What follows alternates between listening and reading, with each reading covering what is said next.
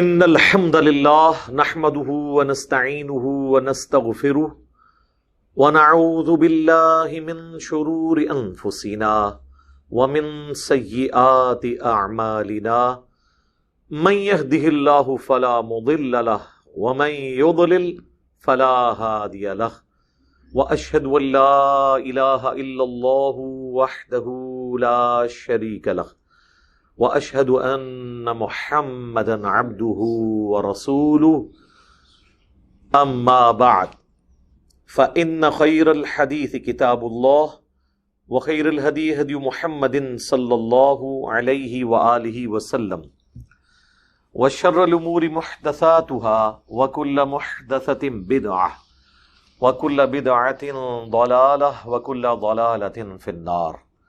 اعوذ باللہ السمیع العلیم من الشیطان الرجیم من ہمزہ ونفخہ ونفثہ بسم اللہ الرحمن الرحیم رب اشرح لی صدری ویسر لی امری واحلل عقدۃ من لسانی یفقہوا قولی. بسم اللہ الرحمن الرحیم ان اللہ وملائکتہ یصلون علی النبی یا ایہا الذین آمنوا صلوا علیہ وسلموا تسلیما.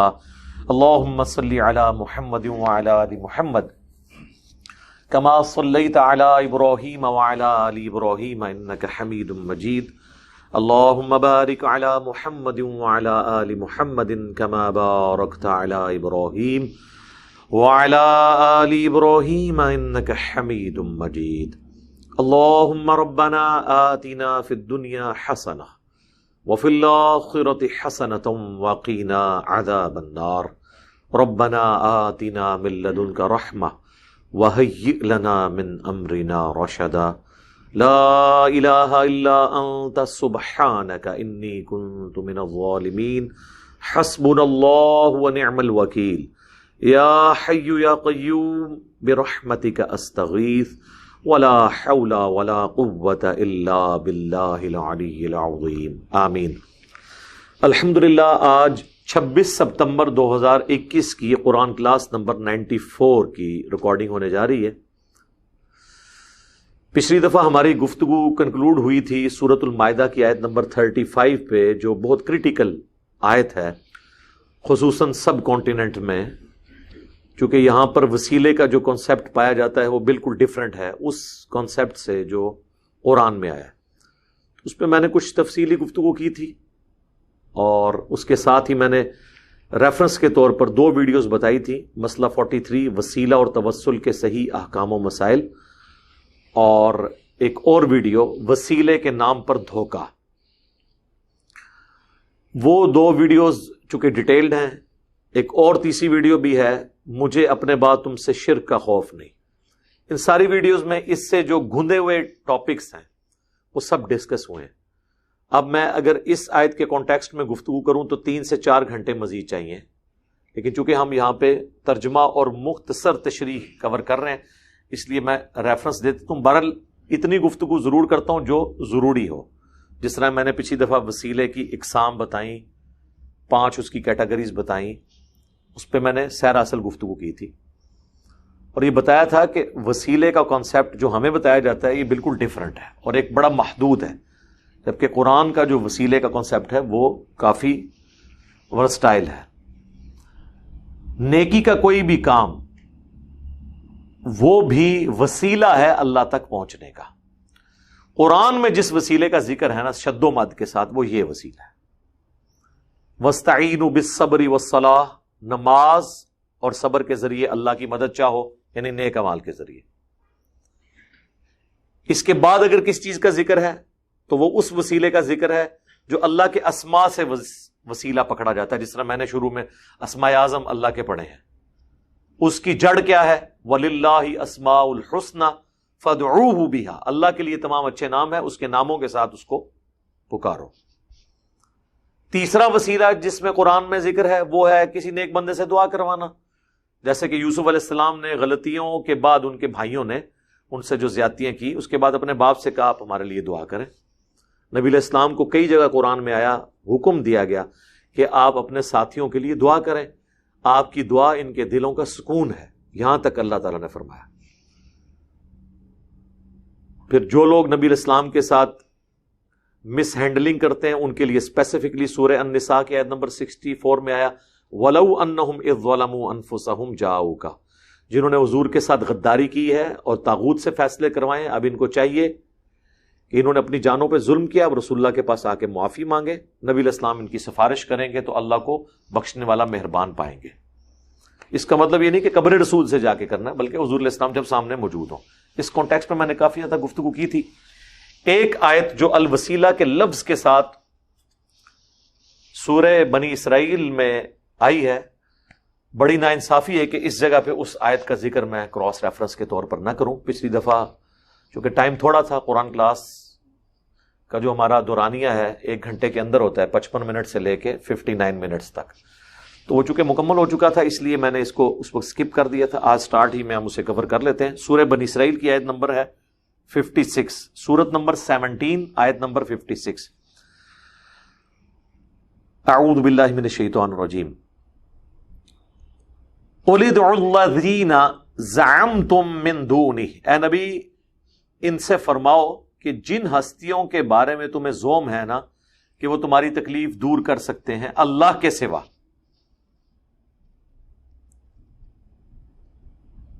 ان کو پکار کے دیکھ لو. فَلَا يَمْلِكُونَ كَشْفَ الضُّرِّ عَنْكُمْ وَلَا تَحْوِيلًا، نہ تو وہ تم سے کوئی تکلیف دور کر سکتے ہیں اور نہ ہی بدل سکتے ہیں. کہتے ہیں نا جی جو 11ویں دیتا ہے تو اس کی تکلیف اس سے پلٹ کے دشمنوں پہ چلی جاتی ہے، تو وہ اللہ نے نفی کر دی کہ نہ تو کوئی تکلیف کسی سے دور کر سکتا ہے، نہ اس کی آئی ہوئی تکلیف کسی اور کے اوپر ڈال سکتا ہے. اب یہاں پہ جب ہم اتنا حصہ بیان کریں گے وہ کہیں گے یہ تو بتوں کے بارے میں ہے، اولیاء اللہ کے بارے میں، فرشتوں کے بارے میں، انبیاء کے بارے میں نہیں ہے. اچھا اگلی آیت پڑھ لیتے ہیں. اولئک الذین یدعون، یہ لوگ جن ہستیوں کو پکار رہے ہیں ان کا اپنا حال یہ ہے، یدعون یبتغون الی ربہم الوسیلہ، جن کو یہ پکار رہے ہیں وہ تو خود اپنے رب کے پاس وسیلہ تلاش کرتے ہیں. پنجابی والا وسیلہ نہیں، عربی والا وسیلہ تلاش کرتے ہیں. اس سے مراد پھر کیا ہوا؟ نیک بندے. بت تو وسیلہ نہیں تلاش کر رہے نا، ان کے اوپر تو کوئی شریعت کی اوبلیگیشن نہیں ہے. اللہ تعالیٰ ہمارا جن ہستیوں کو یہ پکار رہے ہیں نا وہ تو خود اللہ کی طرف وسیلہ تلاش کرتے ہیں. کیا وسیلہ تلاش کرتے ہیں؟ ایہم اقرب، کہ کون اللہ کے جتنا قریب ہو سکتا ہے وہ قریب ہو جائے. اللہ کے قریب ہونے کا مطلب کیا ہے؟ اس کی اطاعت گزاری، نیک اعمال میں استقامت، جو نبی علیہ السلام نے ہمیں دعا تعلیم کی ہر فرض نماز کے بعد ابو داؤد اور ترمذی میں، اللہم اعنی علی ذکرک و شکرک و حسن عبادتک، اور ربی اعنی علی ذکرک و شکرک و حسن عبادتک، دونوں الفاظ کے ساتھ ہے. اے اللہ میری مدد فرما ذکر کرنے پر اور تیرا شکر ادا کرنے پر، اور احسن طریقے سے میں تیری عبادت کر سکوں، اس میں میری مدد کر اے اللہ. پھر جو میں نے آپ کو دعا بتائی تھی، جو نبی علیہ السلام کی خواہش ہے کہ میرے ہر امتی کو یاد ہو، جو نبی علیہ السلام کو اللہ کی خواب میں زیارت ہوئی تھی جامعہ ترمذی میں، حدیث موجود ہے مشکات میں 748 نمبر پہ وہ حدیث ہے. اس میں جو حضور کی دعا ہے جو آپ صلی اللہ علیہ وسلم نے اللہ تعالیٰ سے ڈائریکٹ مانگا جب اللہ کو دیکھا خواب میں، اللہم انی اسألک فعل الخیرات وترک المنکرات وحب المساکین وان تغفر لی وترحمنی واذا اردت فتنة فی قوم فتوفنی غیر مفتون واسألک حبک وحب من یحبک وحب عملی یقربنی الی حبک. اے اللہ مجھے اپنی محبت دے، ہر اس شخص کی محبت دے جس سے تو محبت کرتا ہے، اور ہر اس عمل کی محبت میرے دل میں ڈال دے جو مجھے تیرا قرب دے دے. یہاں کیا گیا؟ عمل قریب کرنے کے لیے. اور شخصیت کو یہ ہوگی تو وہ وقت کا پیغمبر ہوگا کہ آپ اس کی محبت دل میں رکھ کے اس کی اطاعت کریں. اسی کو اتباع رسول کہا گیا صلی اللہ علیہ وآلہ وسلم. تو اللہ تعالیٰ ہمارا وہ تو خود اللہ کو پکارتے ہیں، وہ خود وسیلے کی تلاش میں ہے. اقرب، کون ان میں سے اللہ کے اقرب قریب ہو جائے. وَيَرْجُونَ رَحْمَتَهُ، اور وہ تو ہر وقت خود اللہ سے رحمت کا سوال کرتے ہیں. وَيَخَافُونَ عَذَابَهُ، اور ڈرتے رہتے ہیں اس کے عذاب سے. یہاں کہتے ہیں جی مولا علی نے فرمایا تھا نہ تو میں جنت کے لالچ میں عبادت کرتا ہوں نہ جہنم کے خوف سے. یہ جنت شیطان نے بنائی ہے یا اللہ نے؟ جہنم شیطان نے بنائی ہے یا اللہ نے؟ تو مولا علی کب یہ کر سکتے ہیں بات؟ جب جنت اور جہنم اللہ نے بنایا ہے. تو جنت کی لالچ اللہ کی نعمتوں کی لالچ ہے, کیونکہ جنت میں اللہ کا دیدار ہوگا. کون بدبخت ہوگا جو جنت کا سوال نہ کرے؟ صحیح مسلم میں حدیث ہے, نبی علیہ السلام جب بھی نماز پڑھتے ہوئے جنت کی آیات آتی تو اللہ سے جنت مانگتے, جب جہنم کی آیات آتی تو جہنم کے عذاب کے اگینسٹ اللہ سے پناہ مانگتے. رسول اللہ تو جنت کا سوال کرتے تھے. تو آپ مولا علی کی طرف یہ جھوٹ منسوب کر رہے ہیں, کبھی رابعہ بصریہ کی طرف جھوٹ منسوب کرتے ہیں. چلیں رابعہ بصریہ کی تو ہمیں کوئی فکر نہیں, وہ تو آپ کے ساتھ لینا دینا ہے. مولا علی پہ تو ہم آپ کو جھوٹ نہیں باندھنے دیں گے, ان کی تعلیمات تو یہ نہیں ہے.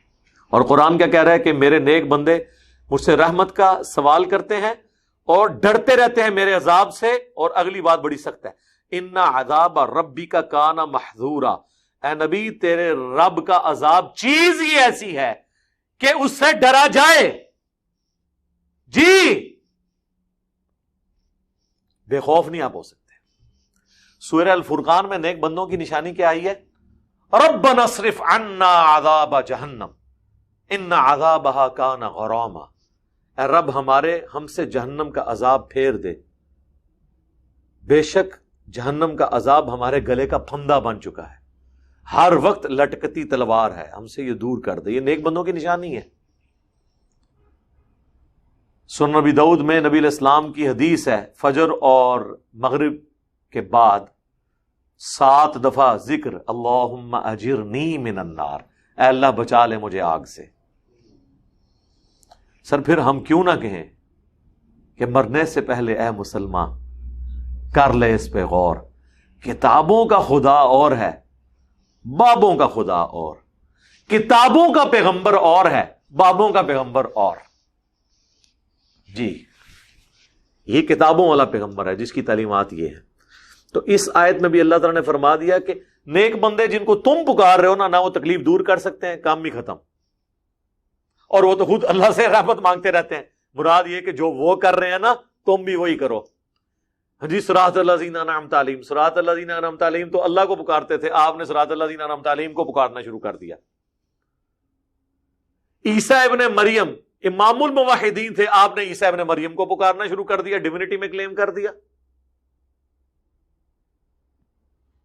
کتنا فرق ہے. اور اس آیت کے کانٹیکسٹ میں وہ کہیں گے جی یہ تو چلے آپ بیان کر رہے ہیں, کوئی حدیث بھی بتائیں نا اس کا شان نزول. سن لیں, اسی آیت کا شان نزول بخاری اور مسلم دونوں میں ہے, اور یہ میں نے اپنے ریسرچ پیپرز میں بھی بیان کی ہے, اپنے لیکچرز میں دعا صرف اللہ ہی سے اس میں بھی بیان کیا. بخاری مسلم دونوں میں حدیث ہے کہ یہ آیت پتہ نازل کب ہوئی تھی. ابن مسعود کہتے ہیں کہ زمانے جاہلیت میں لوگ جب جنگلوں میں جاتے تھے نا تو کہتے تھے کہ ہم اس جنگل کا جو بڑا جن ہے بادشاہ اس کی پناہ میں آتے ہیں کہ یہاں کی کوئی بھی مصیبت ہمیں نہ پہنچے. میرے بھائی اگر اس طرح کوئی پناہ حاصل کر سکتا تو صحابہ کرام کی تلواروں سے اس وقت کے جادوگر جو ایکسپرٹ تھے یہودیوں کے, وہ جنگ یرموک اور قادسیہ میں صحابہ کو شکست دے لیتے. ایسے کچھ بھی نہیں ہوتا میرے بھائی. اللہ کے ماننے والوں کو شیطان کے پجاری کبھی شکست نہیں دے سکتے بشرطے کہ اللہ کے ماننے والے اللہ پہ یقین رکھنے والے ہوں. جو سورۃ المومنون میں اللہ نے فرمایا ہے کہ شیاطین تو اترتے ہی ان لوگوں کے اوپر ہیں, ان کے ہمنوا بنتے ہیں جو اپنے رب کے ساتھ شرک کرتے ہیں, مواحد کے تو قریب نہیں پھٹکتا. میرے پاس ایک بندہ آیا, وہ کہتا رہی میں وہ ہمزاد اور وہ آپ کے ہمزاد کے ساتھ اور وہ جو اٹیچ ہے کروں, میں کر کے دیکھ. کہتا نہیں بڑے پہاڑے ہو تسی, تواڈے نیڑے نہیں لگتا کوئی. میں نے کہا بات یہ نہیں ہے, آپ اللہ کے جتنے بھی قریب ہیں نا اتنے شیاطین آپ سے دور بھاگتے ہیں. سورہ زخرف میں آیا کہ جو لوگ اپنے رب کے ذکر سے روگردانی کرتے ہیں ہم ان پہ شیطان مسلط کر دیتے ہیں, وہ اس کا ساتھی بن جاتا ہے. اور جو اللہ کا ذکر کرتا ہے وہ ان چیزوں سے بچ کے رہتا ہے. تو ابن مسعود کہتے ہیں یہ آیات سورہ بنی اسرائیل کی آیت 56 اور 7 اس وقت نازل ہوئی کہ لوگ جنات کی پناہ حاصل کرتے تھے اور وہ جنات خود مسلمان ہو گئے. اب جب لوگ جا کے جنات کی پناہ جنگلوں میں حاصل کرتے تھے تو جنات تو خود اللہ سے مانگ رہے تھے، کیونکہ قرآن میں ہے کہ جن ہستیوں کو یہ پکار رہے ہیں وہ تو خود اللہ سے اپنی رحمت کے امیدوار ہیں، اور ان جاہلوں کو پتہ ہی نہیں تھا کہ جن کو ہم مشکل کشا مانے ہوئے ہیں وہ تو خود اللہ کے پکارنے والے ہیں، انہوں نے ان کی کیا مدد کرنی ہے، وہ تو خود اللہ کے محتاج ہیں۔ سورہ الجن میں بھی آتا ہے نا کہ وہ جنوں کی گفتگو اللہ نے نقل کی ہے نا، اس میں وہ یہ کہتے ہیں جن کہ جب سے انسانوں نے جنات سے پناہ حاصل کرنی شروع کی ہے تو یہ جنات جو ہے نا وہ خام خواہ پھونڈ میں آ گئے ہیں، انہوں نے اپنے آپ کو بڑا کچھ سمجھنا شروع کر دیا، حالانکہ ہے کچھ نہیں، وہ اس نے جنات کی سرکشی میں اضافہ کر دیا۔ سر آپ کسی کو خام خواہ کچھ بنانا شروع کر دیں، ٹھیک ہے جی، کوئی دنیا میں بھی آپ دیکھیں نا، آپ کسی بندے کو تھوڑی سی پھونک چڑھائیں تو وہ باقی پھونک خود اپنے اوپر چڑھا لیتا ہے، حالانکہ کرنا کرانا کچھ بھی نہیں ہوتا انہوں نے۔ اگر کوئی سمجھتا ہے کہ اس کے قبضے میں جنات ہیں اور وہ کچھ کر سکتا ہے تو میرے بھائی پاکستان کا قرضہ اتار دیں، ان جنات کو یوز کر کے ایک ڈیم ہی بنا دیں۔ جن تو ہم ان کو مان رہے ہیں جنہوں نے 10 سال میں دنیا کا سب سے بڑا ڈیم بنا دیا، چائنیز نے 60 بلین کلو واٹ پروڈیوس کر رہا ہے، وہ 60 ارب کلو واٹ، تسی کہندے ہو جی ساڈا جناب 1750 میگا واٹ، تسی 100 انچ پھسے ہو، اگلے بلینز دی گل کر رہے ہیں۔ بھئی جنات نے تعمیر کروایا تھا نا جنات سے حضرت سلیمان علیہ السلام نے ٹیمپل آف سلیمان، تو نظر آ رہا ہے آپ ایک ڈیم بنوا دیں، یہ بادشاہ ڈیم بنوا دیں، کالا باغ ڈیم بنوا دیں، ہمارے بیچارے انجینئر جا کے بنائیں گے تو وہاں کے لوکل لوگ جو ہیں ان کو ماریں گے پولیٹیکل ریزنز کی وجہ سے، جنات تو نظر ہی نہیں آئیں گے، چپ کر کے وہ صبح اٹھیں سارے پٹھان اور کالا باغ ڈیم تیار ہو۔ بابوں سے میری ریکویسٹ ہے یہ کریں، ہم بھی آپ کے لیے تعریفی کچھ جملے کوئی بول دیں گے، پاکستان کا قرض اتار دیں۔ وہ جو امریکہ نے اتنے بڑے پہاڑوں کی ٹنلز کے اندر جو ہے وہ ہزاروں ٹن سونا سٹور کیا ہوا ہے، اپنی مرضی سے وہ ڈالر کی قیمت کو اوپر نیچے کرتے ہیں، ہمارے سونے کی قیمت ڈالر کی وجہ سے اوپر نیچے ہو جاتی ہے، حالانکہ سونے کی وجہ سے ڈالر کو اوپر نیچے ہونا چاہیے، الٹ ہے، ڈالر کی وجہ سے سونا اوپر نیچے ہوتا ہے۔ کوئی 2-4 ریڑیاں اتھو چک کے لے آؤ، تسی تختے بلقیس چکنے دی گلاں کر دیو، لے آؤ کرو۔